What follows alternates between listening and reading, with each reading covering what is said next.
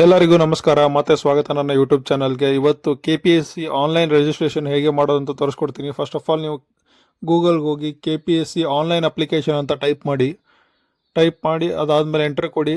ಇಲ್ಲಿ application login ಅಂತ applicant login ಅಂತ ಬರುತ್ತೆ. ಈ ಥರ ಪೇಜ್ ಓಪನ್ ಆಗುತ್ತೆ. ಇಲ್ಲಿ ನೀವು ನೋಡ್ಬೋದು KPSC ಉದ್ಯೋಗ ಅಂತಂದು ಕಾಣಿಸುತ್ತೆ. ಇದು ಅಫಿಷಿಯಲ್ ವೆಬ್ಸೈಟ್ KPSC ಅವ್ರದ್ದು. ಈಗ ಹೊಸ ಸದಸ್ಯರು ಹೇಗೆ ಸೇರ್ಪಡೆ ಆಗಿ ರಿಜಿಸ್ಟರ್ ಆಗೋದು ಅಂತ ನಾನು ತೋರಿಸ್ಕೊಡ್ತೀನಿ. ಇಲ್ಲಿ ಕೇಸರಿ ಬಣ್ಣದ ಒಂದು ಬಟನ್ ಇದೆ, ನ್ಯೂ ಅಪ್ಲಿಕೆಂಟ್ ರಿಜಿಸ್ಟ್ರೇಷನ್ ಅಂತ. ಅದ್ರ ಮೇಲೆ ನೀವು ಕ್ಲಿಕ್ ಮಾಡಿದ್ರೆ ಈ ಥರ ಒಂದು ಪೇಜ್ ಓಪನ್ ಆಗುತ್ತೆ. ಈ ಪೇಜಲ್ಲಿ ನೀವು ನೋಡ್ಬೋದು ಇಲ್ಲಿ ಮೊಬೈಲ್ ನಂಬರ್, ಇಮೇಲ್ ID, ಹಾಗೆ ನಿಮ್ಮ ಹೊಸ ಪಾಸ್ವರ್ಡ್, ಕನ್ಫರ್ಮ್ ನ್ಯೂ ಪಾಸ್ವರ್ಡ್ ಅಂದರೆ ಅದೇ ಪಾಸ್ವರ್ಡ್ ಮತ್ತೆ ಎಂಟರ್ ಮಾಡಬೇಕು. ಇವಾಗ ನಾನು ಮೊಬೈಲ್ ನಂಬರ್ ಎಂಟರ್ ಮಾಡ್ತಾ ಇದ್ದೀನಿ. ನಿಮ್ಮ ಮೊಬೈಲ್ ನಂಬರ್ನ ನೀವು ಎಂಟರ್ ಮಾಡಿ ಇದರಲ್ಲಿ. ಆಮೇಲೆ ವೆರಿಫೈ ಅಂತ ಕೊಟ್ಟರೆ ನಿಮಗೆ OTP ಬರುತ್ತೆ ನಿಮ್ಮ ಮೊಬೈಲ್ಗೆ. ಆ OTPಯನ್ನು ನೀವು ಎಂಟರ್ ಮಾಡಿ ವೆರಿಫಿಕೇಷನ್ ಮಾಡ್ಕೋಬೇಕು. ನಾನಿವಾಗ OTP ಜನ್ರೇಟ್ ಮಾಡ್ಕೊಂಡಿದ್ದೀನಿ. ಈ OTPಯನ್ನು ನಾನು ಇದರಲ್ಲಿ ಎಂಟರ್ ಮಾಡ್ತೀನಿ. OTP ಬಂದಿಲ್ಲ ಅಂದರೆ ಮತ್ತೆ ರೀಸೆಂಟ್ OTP ಅಂತ ಕೊಡಿ. ಅದಕ್ಕೆ ಇಷ್ಟು ಸೆಕೆಂಡ್ ಅಂತ ಇರುತ್ತೆ. ಅದಾದಮೇಲೆ ಅದು OTP ಮತ್ತೆ ಜನ್ರೇಟ್ ಮಾಡ್ಕೊಂಡು ಆ್ಯಡ್ ಮಾಡಿ. OTP ಬಂದಿದೆ, ನಾನು ಸಬ್ಮಿಟ್ ಅಂತ ಕೊಡ್ತಾ ಇದ್ದೀನಿ. ಇಲ್ಲಿ ಓಕೆ ಅಂತ ಕೊಡಿ. ನಿಮ್ಮ ಮೊಬೈಲ್ ನಂಬರೇ ಕಾಣಿಸುತ್ತೆ ಇಲ್ಲಿ ಮೇಲ್ಗಡೆ ಈ ಥರ ರಿಜಿಸ್ಟರ್ ಆಗಿದೆ ಅಂತ. ನೆಕ್ಸ್ಟ್ ನಿಮ್ಮ ಇಮೇಲ್ ID ಇದ್ದರೆ ಇಮೇಲ್ ID ಕೊಡಿ. ಇದು ಕಂಪಲ್ಸರಿ. ನೀವು ಇಲ್ಲಿ ಆಸ್ಟ್ರಿಸ್ಕ್ ಮಾರ್ಕ್ ನೋಡ್ಬೋದು. ನಿಮ್ಮ ಇಮೇಲ್ ID ಇಲ್ಲಿ ಎಂಟರ್ ಮಾಡಿ ವೆರಿಫೈ ಅಂತ ಕೊಡಿ. ಮತ್ತೆ OTP ಬರುತ್ತೆ ನಿಮ್ಮ ಇಮೇಲ್ IDಗೆ, ಅದನ್ನು ಇಲ್ಲಿ ಎಂಟರ್ ಮಾಡಬೇಕು. ನನಗೆ ಬಂದಿರತಕ್ಕಂಥ OTPನ ಇಲ್ಲಿ ಎಂಟರ್ ಮಾಡ್ತಾ ಇದ್ದೀನಿ ಇವಾಗ. ಸಬ್ಮಿಟ್ ಅಂತ ಕೊಡಿ. ಸಬ್ಮಿಟ್ ಕೊಟ್ಟ ಮೇಲೆ ಇದು ವೆರಿಫೈ ಆಗುತ್ತೆ, ವೆರಿಫೈಡ್ ಅಂತ ಬರುತ್ತೆ. ನಂತರ ನೀವು ಇಲ್ಲಿ ಹೊಸ ಪಾಸ್ವರ್ಡನ್ನು ಸೆಟ್ ಮಾಡ್ಕೋಬೇಕು. ಯಾರಿಗೂ ತಿಳಿದೇ ಇರತಕ್ಕಂಥ ಪಾಸ್ವರ್ಡನ್ನು ಪಾಸ್ವರ್ಡನ್ನು ಯಾರಿಗೂ ಶೇರ್ ಮಾಡಬೇಡಿ. ಇದನ್ನು ನೀವು ಕ್ರಿಯೇಟ್ ಮಾಡಿಕೊಂಡು ಇದರಲ್ಲಿ ಒಂದು ಸ್ಪೆಷಲ್ ಸಿಂಬಾಲು ಮತ್ತು ನಂಬರ್, ಕ್ಯಾಪಿಟಲ್ ಲೆಟರ್ ಎಲ್ಲ ಯೂಸ್ ಮಾಡಿ ಒಂದು ಕ್ರಿಯೇಟ್ ಮಾಡಿ.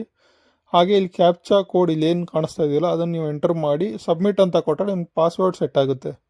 ಆಮೇಲೆ ನ್ಯೂ ಅಪ್ಲಿಕೆಂಟ್ ರಿಜಿಸ್ಟ್ರೇಷನ್ ಕೂಡ ಆಗುತ್ತೆ. ಇಲ್ಲಿ ನಾನು ಕ್ಯಾಪ್ಚಾ ಕೋಡ್ ಎಂಟರ್ ಮಾಡಿದೆ. ಇವಾಗ ಈ ಅಪ್ಲಿಕೇಶನ್ ನಂಬರ್ ಜನ್ರೇಟ್ ಆಗುತ್ತೆ ಒಂದು.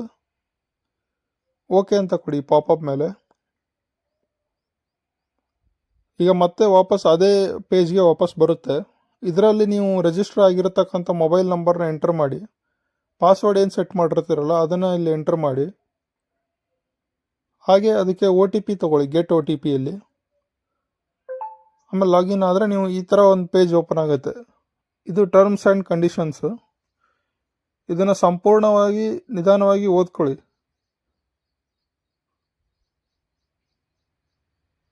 ಇದು ಇನ್ಸ್ಟ್ರಕ್ಷನ್ಸ್ ಇರುತ್ತೆ ಕ್ಯಾಂಡಿಡೇಟ್ಸ್ಗೆ, ಹೇಗೆ ಅಪ್ಲೈ ಮಾಡಬೇಕು ಅರ್ಜಿಯನ್ನು ಅಂತಂದು. ನಾನು ಎಲ್ಲ ಡೀಟೇಲಾಗಿ ತೋರಿಸ್ಕೊಡ್ತೀನಿ, ಬಟ್ ಆದರೂ ನೀವು ಇದನ್ನ ಒಂದ್ಸಲಿ ಓದ್ಕೊಳ್ಳಿ. ಓದಾದ್ಮೇಲೆ ಇಲ್ಲಿ I have read the instructions ಅಂತ ಒಂದು ಚೆಕ್ ಬಾಕ್ಸ್ ಇದೆ, ಅದ್ರ ಮೇಲೆ ಸೆಲೆಕ್ಟ್ ಮಾಡಿದ್ರೆ ಇದು ಬ್ಲೂ ಟಿಕ್ ಬರುತ್ತೆ. ಇಷ್ಟೊಂದು ಪಾಯಿಂಟ್ ಇದೆ, ಇದನ್ನು ಕೇರ್ಫುಲ್ಲಾಗಿ ಓದ್ಕೊಳ್ಳಿ, ಅರ್ಥ ಮಾಡ್ಕೊಳ್ಳಿ. ಅರ್ಥ ಆಗಿಲ್ಲ ಅಂದರೆ ಕಮೆಂಟಲ್ಲಿ ಹಾಕಿ, ಗೋ ಅಂತ ಕೊಡಿ. ಆಮೇಲೆ ನೀವು ನಿಮ್ಮ ಪಾಸ್ವರ್ಡನ್ನು ನೀವು ಫಸ್ಟ್ ಟೈಮ್ ಪಾಸ್ವರ್ಡನ್ನ ಚೇಂಜ್ ಮಾಡಬೇಕು. ಚೇಂಜ್ ಪಾಸ್ವರ್ಡ್ ಅಂತ ಒಂದು ಆಪ್ಷನ್ ಬರುತ್ತೆ.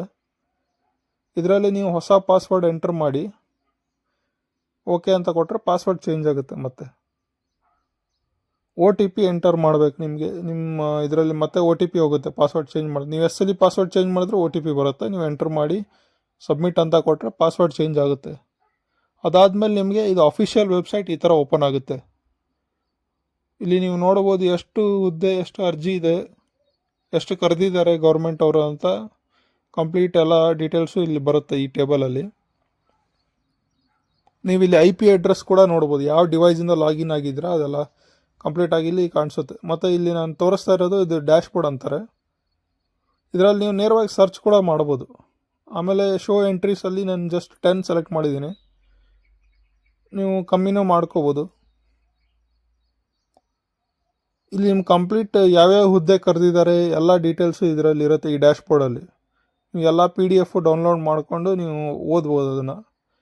ಅದು ಸ್ಟಾರ್ಟ್ ಡೇಟ್ ಯಾವಾಗ, ಎಂಡ್ ಡೇಟ್ ಯಾವಾಗ, ಆಮೇಲೆ ಎಷ್ಟು ಫೀಸು, ಯಾವ ವರ್ಗಕ್ಕೆ ಎಷ್ಟು ಫೀಸು, ಪ್ರತಿಯೊಂದು ಇರುತ್ತೆ. ನಾನು ಇದರಲ್ಲಿ ಒಂದನೇದು ಏನಿದೆ ಅಪ್ಲಿಕೇಶನ್ ಅದನ್ನು ಓಪನ್ ಮಾಡ್ತಾ ಇದ್ದೀನಿ. ಡಾಕ್ಯುಮೆಂಟ್ PDF ಈ ಥರ ಓಪನ್ ಆಗುತ್ತೆ.